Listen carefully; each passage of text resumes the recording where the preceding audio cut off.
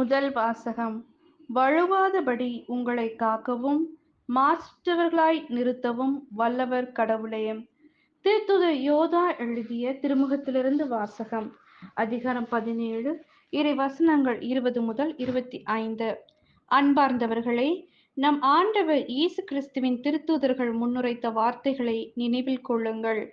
தூய்மை மிகு விசுவாசத்தை அடிப்படையாக கொண்டு உங்கள் வாழ்வை கட்டி எழுப்புங்கள். தூய ஆவியின் துணையுடன் வேண்டுதல் செய்யுங்கள். கடவுளது அன்பில் நிலைத்திருங்கள். என்றுமுள்ள நிலை வாழ்வை பெற நம் ஆண்டவர் இயேசு கிறிஸ்துவின் இரக்கத்தை எதிர்பார்த்திருங்கள். நம்ப தயங்குவோருக்கு இரக்கம் காட்டுங்கள். வேறு சிலரை அழிவு தீயிலிருந்து பிடித்திழுத்து காப்பாற்றுங்கள். மற்றும் சிலருக்கு இரக்கம் காட்டும் போது எச்சரிக்கையாய் இருங்கள். ஊனியல்பால் கரைப்பட்ட அவர்களது ஆடையையும் வெறுத்து தள்ளுங்கள். வழுவாதபடி உங்களை காக்கவும் தமது மாட்சி திருமுன் மகிழ்ச்சியோடு உங்களை மாசற்றவர்களாய் நிறுத்தவும் வல்ல